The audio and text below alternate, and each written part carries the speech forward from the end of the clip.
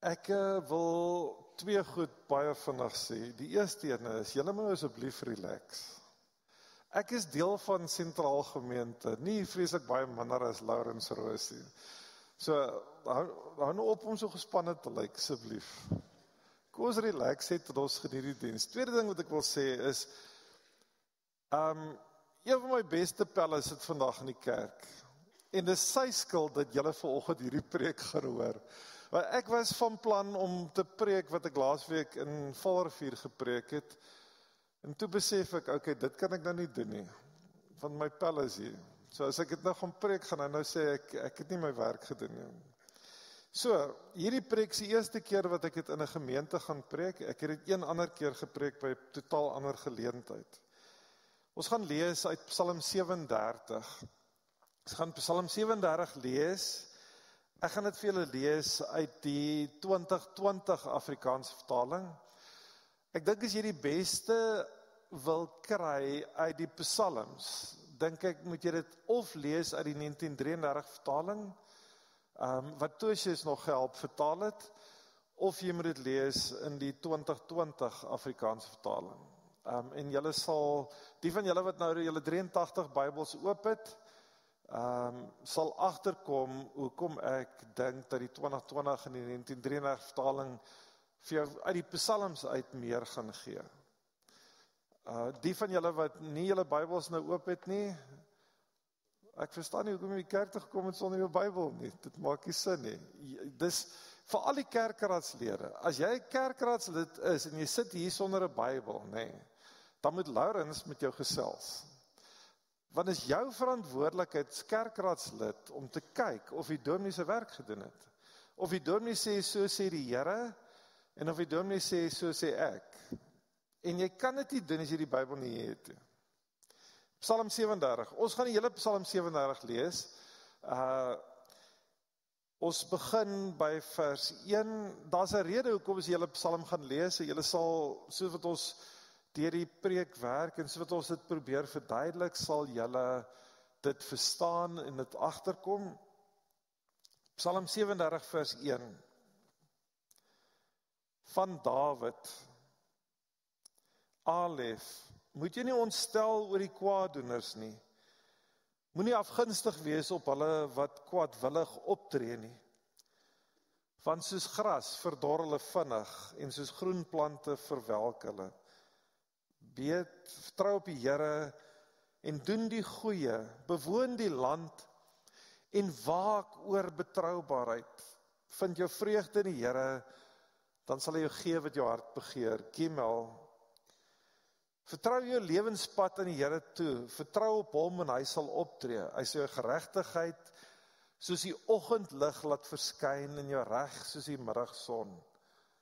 Dalet, wees stil voor die Here en krimp in een van vrees voor hom. Moet jy nie ontstel oor iemand wat sukses behaal op sy lewenspad nie, oor 'n mens wat komplotte smee nie. Moenie kwaad word nie en laat vaar die woede. Moet jy nie ontstel nie, dit bring net kwaad. Want kwaaddoeners sal vernietig word, maar wie op die Here wag, hulle sal die land besit. Waf. Nog net 'n rukkie, dan sal daar geen goddelose meer wees nie. Hy sal sy plek dophou, maar hy sal nie daar wees nie. Die verdrukte sal die land besit, en hulle verlustig in die oorvloed vrede, Zayin.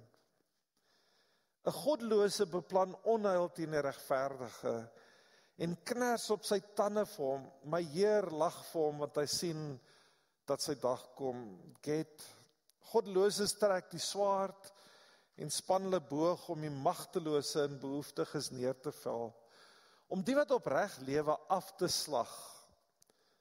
Hulle swaard sal hulle eie hart binnendring, en hulle boë sal gebreek word. Die bietjie wat regverdig het, is beter as die oorvloed van baie goddeloses, wat die arms van die goddeloses sal gebreek word, maar die Here ondersteun regverdiges. Die Here dra sorg vir die lewensdae van hulle wat onberisplik leef. Hulle erfdeel bly vir altyd behoue. Hulle sal nie beskaamd staan in 'n tyd van teëspoed nie, en in tye van hongersnood is hulle versadig, kaf. Maar goddeloses gaan tot niet. Die vyande van die Here soos kosbare weiveld verdwyn hulle, in 'n rookwolk verdwyn hulle, Lamet. 'n goddelose leen en betaal nie terug nie, maar 'n regverdige is goedhartig en mededeelsaam. Ja, wie deur hom geseën is, sal die land besit, maar wie deur hom vervloek is, sal uitgeroei word. Meem, danksy die Here stap 'n jong man met ferm tree, en die Here is tevrede met sy lewenspad. As hy val, sal hy nie neerslaan nie, want die Here hou hom aan sy hand nin. Toe ek jonk was, en selfs nadat ek oud geword het ek nie gesien dat 'n regverdige versaak word, of dat sy nageslag kos soek nie. Hy is altyd goedhartig, en leen graag uit, sy nageslag is 'n seën vir ander. Ek dink die 83 vertaling vir my is die een wat ek ken hier in vers 25, waar Dawid sê, ek was jonk en ek het oud geword, maar nooit het ek 'n regverdige verlate gesien, of dat sy nageslag brood soek nie. Samek, vers 27, as jy die kwaad vermy en die goeie doen, sal jy vir altyd die land bewoon, want die Here het geregtigheid lief. En wie aan hom getrou is, verlaat hy nie, Ayin. En hulle word vir altyd beskerm, maar die nageslag van goddeloses word uitgeroei. Regverdiges sal die land besit en vir altyd daarin woon. P.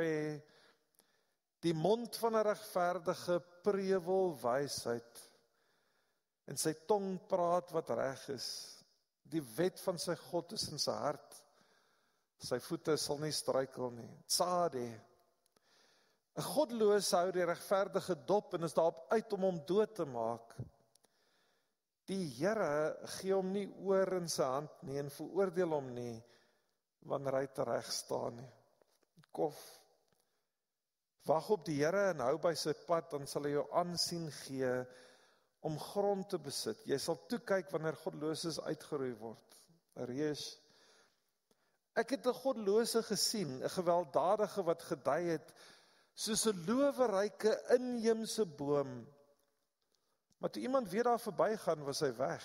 En toe kom soek, was hy nêrens te vind nie. Shin. Let maar op, 'n onbesproke mens, kyk maar na opregte, want 'n vredelewende mens het 'n toekoms, maar oortreders word saam almal uitgedelg. Die toekoms van goddeloses word kort geknip. Tau, die regverdige se verlossing kom van die Here. Hulle toevlug in 'n tyd van verdrukking. Die Here help hulle en bevry hulle. Hy bevry hulle van goddeloses en verlos hulle, want hulle skuil by hom. Ons gaan net lees tot daartoe.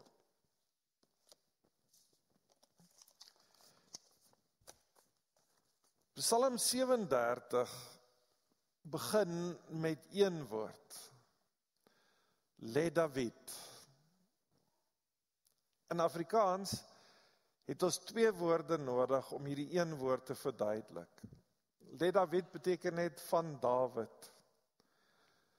Psalm 37 is met ander woorde geskryf deur Dawid, en dis nie vreemd nie, want die meeste van die psalms in die psalmboek, die meeste van die gebede in die middel van die Bybel, is geskryf deur Dawid. Die meeste psalms dra hierdie opskrif, Le David. Maar hierdie psalms is nie een dieselfde nie. Daar's verskillende tipes psalms. Dis asof Dawid met sy hele lewe voor die Here kom staan het en gebid het in verskillende tye. Ons lees, party psalms is lofliedere vir God, soos Psalm 23, wat die meeste van julle in die 33 vertaling kan opsê, die Here is my herder, niks sal my ontbreek nie. Maar dan is daar klagpsalms, wat ons baie minder lees, maar wat ons eintlik ook net so veel behoort te lees. Psalm 22 wat Dawid skryf, my God, waarom het U my verlaat? Ek roep 'n dag sien die antwoord nie, ook snags, maar kry geen rus nie. In party psalms bid Dawid tot God, soos Psalm 54. O God, verlos my deur die naam, en verdedig my saak deur u groot krag. O God, hoor my gebed, luister na die woorde van my mond, want vreemdes het teen my opgestaan en gewelddadige mense soek my lewe. Hulle hou God nie voor oë nie, Sela. En dan is daar ander psalms soos hierdie ene, Psalm 37, waar al wat Dawid doen, is hy dink oor die lewe. Maar selfs wanneer Dawid dink oor die lewe, doen hy dit coram Deo.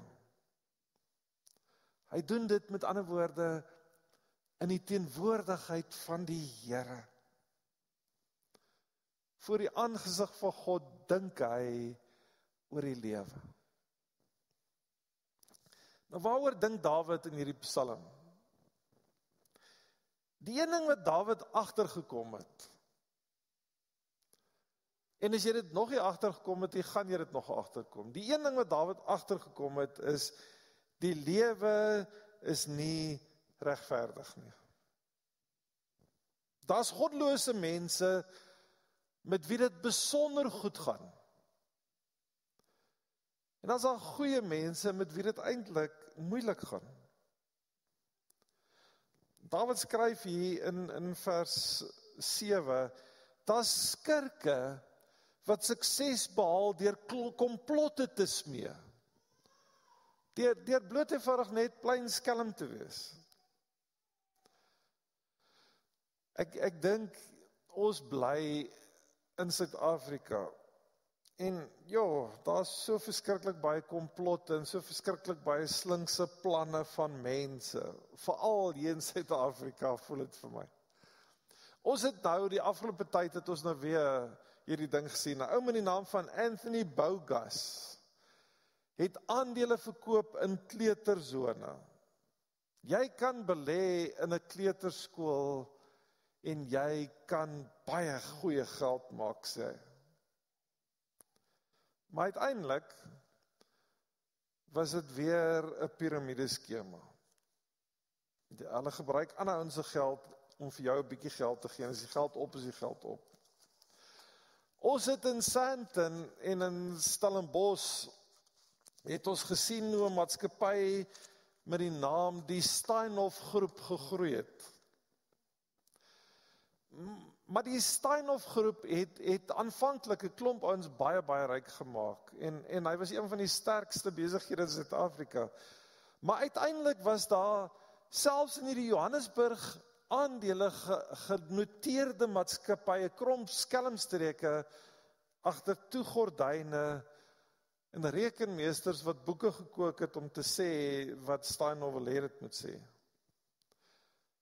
My ma het altyd gesê, al gaan die leuen nog so snel, die waarheid agterhaal hom wel. Ek dink daar's 'n Engelse gesegde wat sê,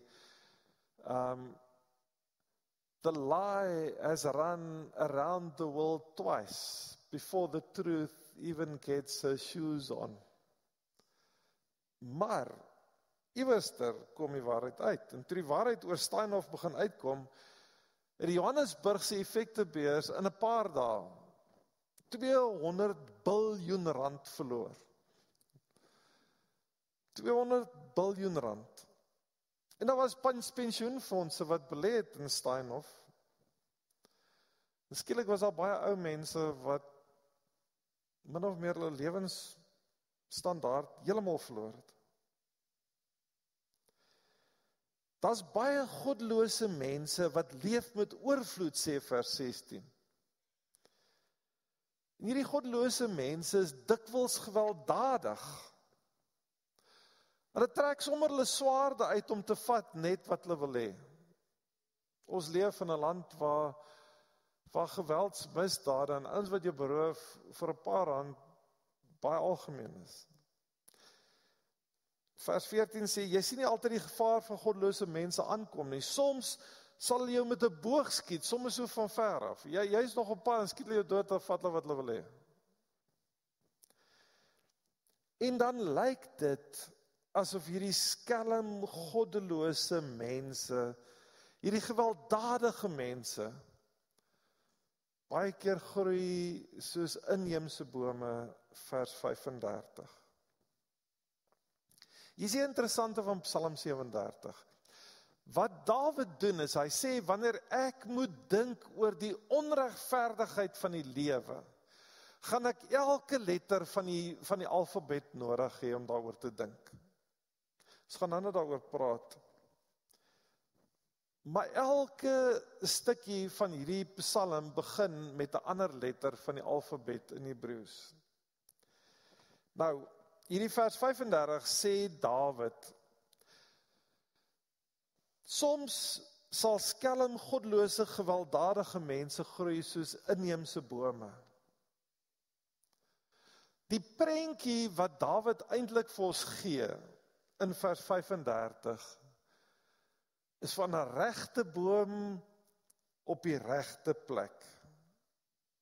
Die regte boom op die regte plek. Inheemse bome groei net beter as ander bome. Nou, as 'n mens wyn maak, het jy eikehoutvaten nodig om die wyn in te verouder. Dit is interessant, Jan van Riebeeck het al op 2 Februarie 1659 in sy dagboek geskryf dat die eerste wyn in die Kaap gemaak is. Hy het geskryf, vandag, dank die Here, is wyn vir die eerste keer gemaak van Kaapse druiwe. So Suid-Afrika is een van die min wynproduserende lande in die wêreld wat actually weet wat die begindatum van ons wynbedryf is, 2 Februarie 1659. Suid-Afrikaanse wyn het 'n geboortedag, maar in 1671 het die Franse hugenote uit Europa uit Suid-Afrika toe gevlug. Hulle het gevlug as gevolg van hulle geloof. Die katholieke was besig om die protestante, die ouens wat sê ons word gered uit geloof alleen, uit genade alleen, en net die Bybel alleen kan vir ons leiding gee op ons pad vorentoe. Die Franse hugenote is vervolg en hulle is doodgemaak oor hulle geloof en toe vlug hulle Suid-Afrika toe. En toe hulle Suid-Afrika toe vlieg, en hulle het nie gevlieg nie, hulle het met bote gekom, obviously, want in 1671 gekom. Toe hulle in Suid-Afrika kom, het hulle die kuns van goeie wyn maak saam met hulle gebring. Nou, goeie wyn moet verouder word. En daarvoor het jy eikehoutvaten nodig. Hierdie klomp Franse hugenote kom Suid-Afrika, toe hulle kom bly in Suid-Afrika en hulle besluit, kom ons plant ons eie eikebome. En hulle het in Franshoek en in Stellenbosch hulle eikebome geplant, en wondere bo wondere die eikebome in Suid-Afrika verskriklik goed gegroei. Soveel so dat Stellenbosch tot vandag toe bekend staan as die eikestad. Maar daar is 'n probleem. Omdat Suid-Afrika baie warmer is as Europa, groei die eikebome vinniger. Maar dit veroorsaak ook dat die grein van Suid-Afrikaanse eikehout te dik is. Die hout is nie so kompak soos Franse eikehout nie. So, jy kan nie regtig Suid-Afrikaanse eikehout gebruik vir wyn maak nie. Jy het Franse eikehout nodig. Eikebome wat stadig en rustig groei in die woude van Frankryk. Eikebome wat hulle takke hoog die lug kan instoot, wat hulle blare ver kan uitsprei. Eikebome wat minus 29 grade Celsius vriestemperatuur kan oorleef. Eikebome wat meer as 200 jaar oud kan word en wat hoër as 100 voet kan groei.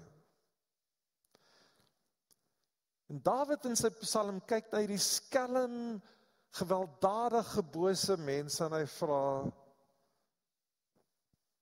wat moet ek dink oor hierdie ouens wat lyk asof hulle soos eikebome groei, groot, hoog, wyd, Hulle word oud en statig. Dawid vra, wat moet ek dink oor die lewe se onregverdigheid? Hoekom is die lewe so onregverdig? Hoe moet ek dink hieroor? En Dawid besluit, as ek gaan moet dink hieroor, gaan ek elke letter van die Hebreëse alfabet nodig hê. Nou, die Hebreëse alfabet het 22 letters. En Dawid skryf 'n psalm waar elke gedagte begin met opeenvolgende letters van die alfabet. Ons noem dit, nie dat enige een van julle nou belangstel om dit nou te onthou nie, maar ons noem dit actually 'n akrostiese psalm. Ek gaan vir julle lees, dat julle net 'n idee kan kry van wat ons bedoel met akrosties. Akrosties klink so, Alef, moet jy nie ontstel oor die kwaadoeners nie. Bet, vertrou op die Here en doen die goeie. Gimel, vertrou jou lewenspad aan die Here toe, vertrou op hom en hy sê laat optree. Dalet, wees stil voor die Here en krimp in een van vrees vir hom. Moenie kwaad word nie en laat vaar die woede. As dit Afrikaans was, sou dit iets klink soos asseblief moet jy nie ontstel oor skelms nie. B, bou jou vertroue in die Here. C, chaos verdwyn as jou lewe stap op die pad van die Here. Almal van ons het al die onregverdigheid van die lewe gesien. Maar in Dawid se lewe het onreg skerp gebyt. Dawid is die jongste van 8 seuns. Ek weet nie hoe maak een pa 8 seuns groot nie, sonder dat die ander een iewers te doodslaan nie. Maar Dawid was nog die jongste van 8 seuns. Ons lees in 1 Samuel 16 dat die profeet Samuel kom kuier by Dawid se pa, ou met die naam van Isai. Nou ek weet nie, toe ek in van 'n boupark gekom en dit is baie lank terug, so omtrent 29 jaar terug, toe was huisbesoek nog 'n groot ding, en ek kan onthou, as jy gaan huisbesoek doen, dan sê almal, die gesalfde van die Here kom kuier, en dan is dit 'n groot storie. Ons lees dat Isai het 'n feesmaaltyd voorberei. En dan gee profeet Samuel die goeie nuus. Een van Isai se seuns gaan koning word op daai dag. Isai bring 7 van sy 8 seuns na Samuel toe. En toe Samuel die eerste een sien, die oudste een sien, die ouetjie se naam was Eliab. Hy's lank, hy's sterk, hy's mooi. Toe dink Dominee Samuel, hier staan God se koning. Maar God sê nee. God sê die mens kyk na die uiterlike, maar God kyk na ander dinge. En Isai bring al 7 van sy seuns voor Dominee Samuel verby, en elke keer sê God, nee. Hier is die interessante van 1 Samuel 16, Dawid is nie eers uitgenooi vir die dominee se huisbesoek nie. Hy pas nog die skape op, doer in die veld. Weet julle wat sad is? Dalk moes hy vanoggend die skaap vang, wat Isai op die spit laat braai het, wanneer die dominee kom kuier. Maar hy word nie uitgenooi vir ete nie. Dawid se eie pa het nie gedink, Dawid is kosbaar, Dawid is belangrik, Dawid is spesiaal nie. Hy moes soos 'n skaaphond die skape oppas. Die lewe is onregverdig.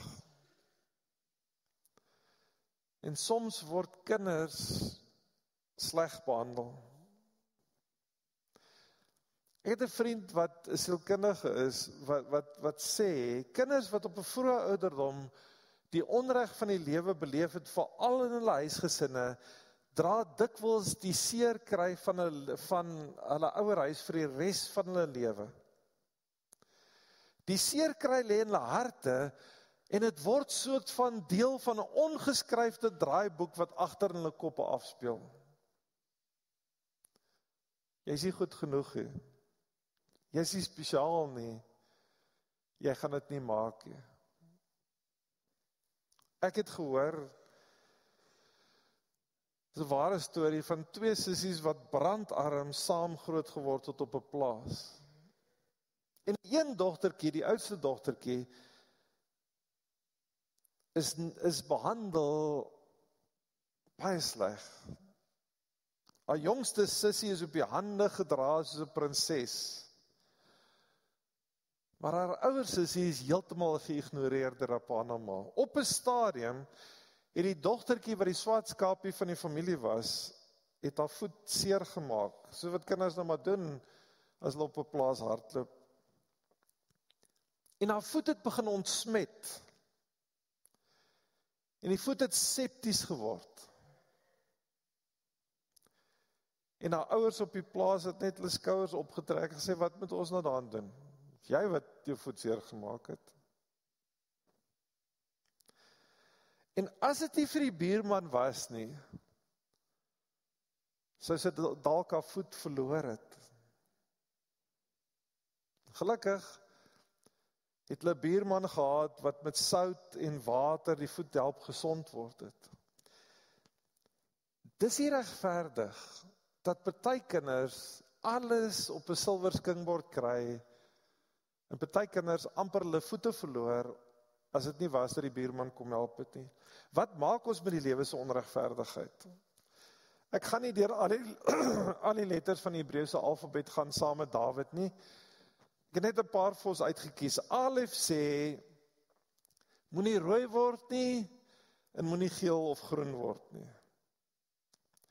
Ons word rooi van woede, ons word opgewerk. Dawid sê, om warm onder die kraag te word, gaan jou niks help nie. Maar Dawid sê ook vir ons 'n ding, om jaloers te word, groen of geel van jaloesie, gaan jou ook niks help nie. So los dit, los woede, los jaloesie. Beet, die tweede letter van die Hebreëse alfabet sê, daar waar jy bly, doen 2 goed.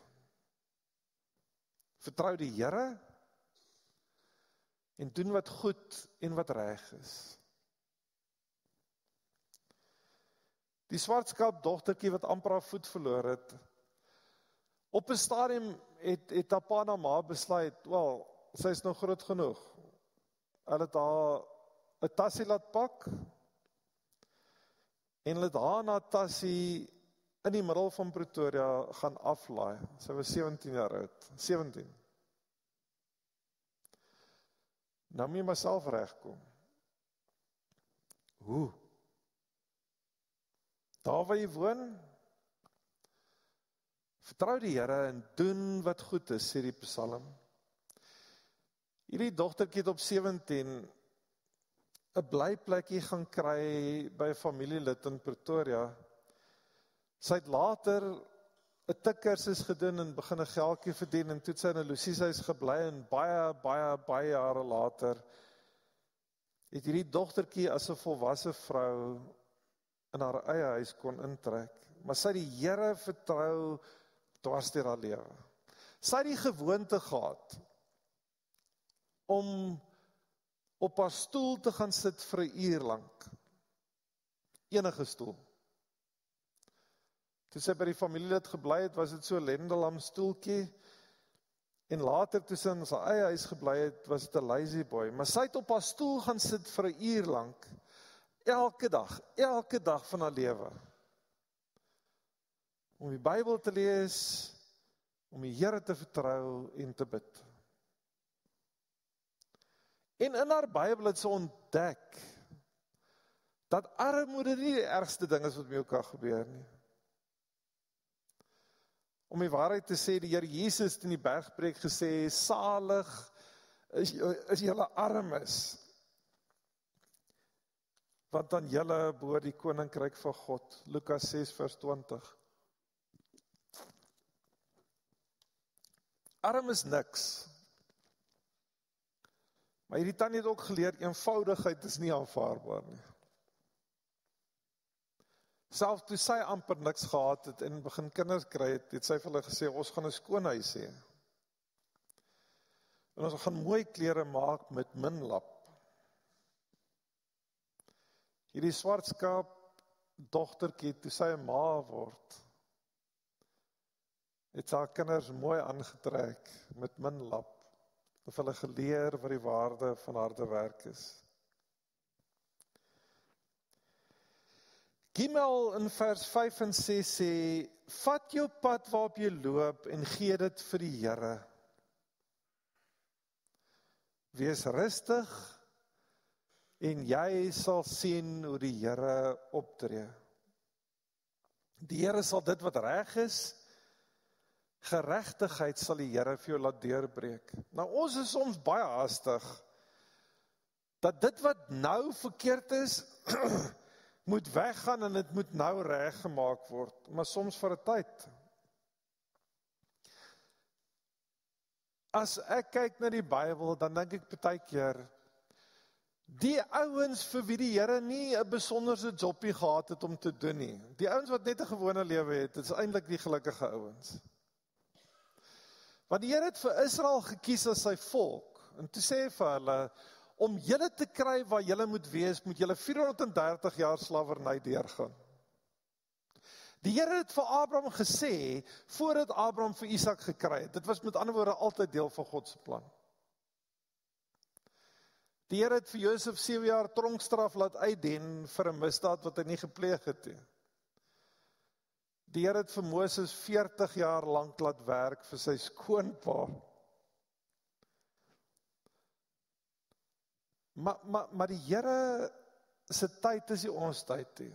Ek dink, ons op hierdie stadium in Suid-Afrika, in 'n tyd van nag en donkerte. Groot dele van die regering is totaal korrup. En, sorry, maar dwars deur die wêreld, die filosofie van die wêreld, mense se koppe raas. Maar Gimel sê, wag, vertrou op die Here.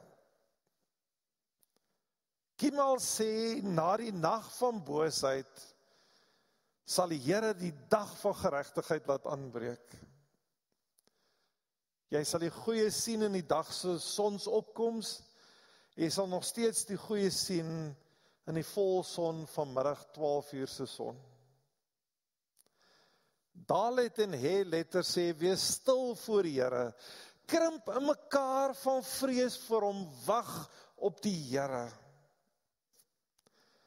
Daar's tye wat ons net wil skree van onreg, ons wil skree oor mense wat komplot en skelmstreke, en dan nog skielike sukses behaal daarmee, maar Dalet en he sê,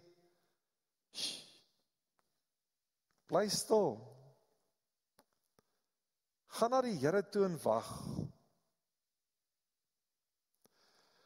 Ek het die voorreg gehad om hierdie swartskaap tannie te begrawe, en ek kan vir julle sê, sy was elke liewe Sondag in die kerk. Sy was Kersfees in die kerk, sy was Hemelvaart in die kerk, sy was Goeie Vrydag in die kerk. Haar vrees vir die Here was baie groter as haar vrees vir mense wat steel en roof en wat allerhande plannetjies maak. Wat gebeur as mense lank genoeg wag op die Here? Die Bybel sê, jy sal sien hoe God die geskiedenis verander. Die letter Zayin sê, as die bose wrede mense planne maak om die regverdiges dood te maak, wat doen God? Vers 13 sê, die Here lag vir die godloses. Nou ons kry dieselfde idee in Psalm 2 vers 4, daar lees ons, hy wat in die hemel sit lag, my Heer dryf die spot met hulle. Eugene Peterson het 'n opmerking hieroor geskryf en hy sê, as die Here afkyk en die godloses op aarde sit, dan sit en lag hy.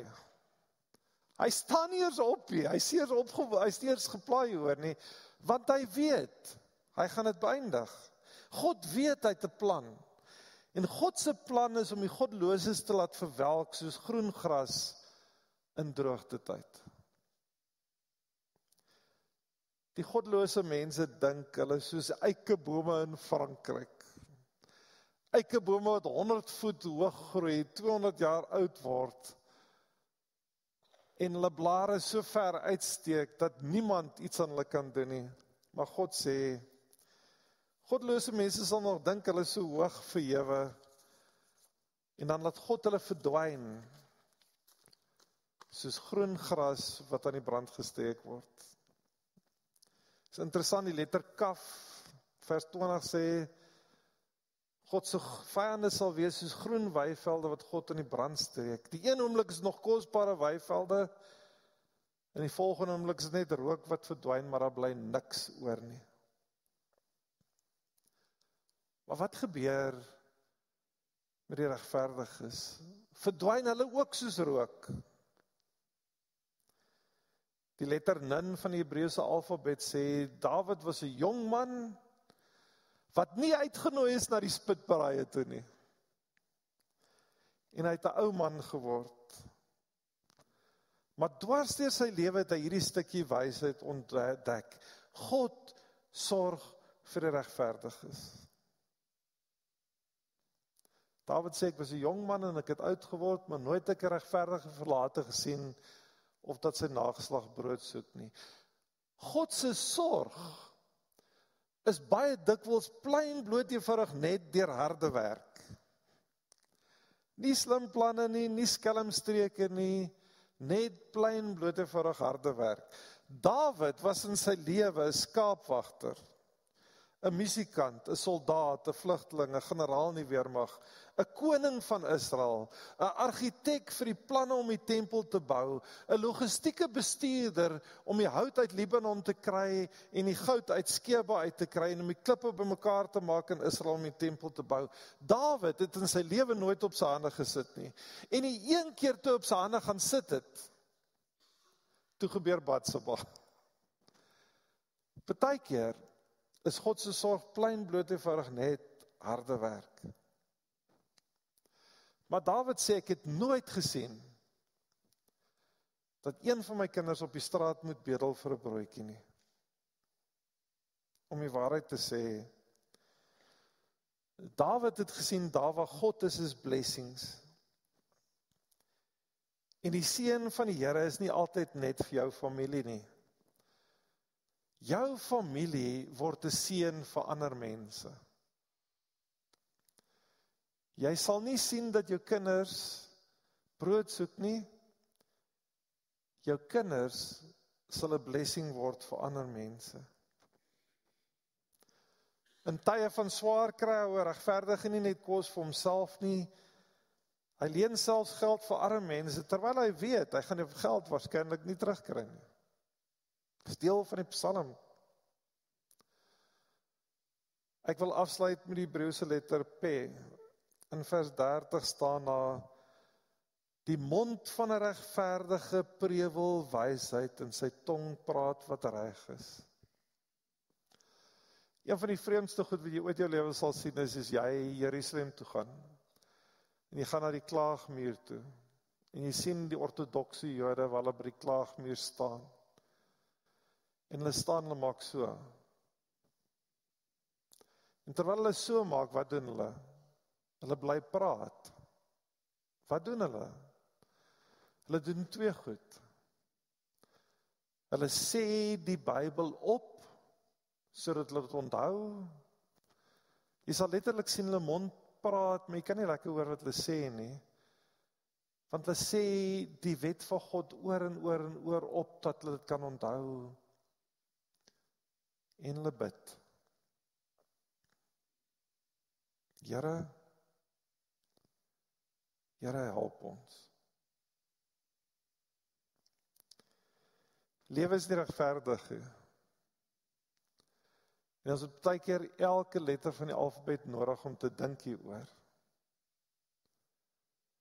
Maar ek dink die uiteinde is, vertrou God, wag op die Here, en leef regverdig voor sy aangesig. En jy sal sien hoe God die geskiedenis verander. Amen.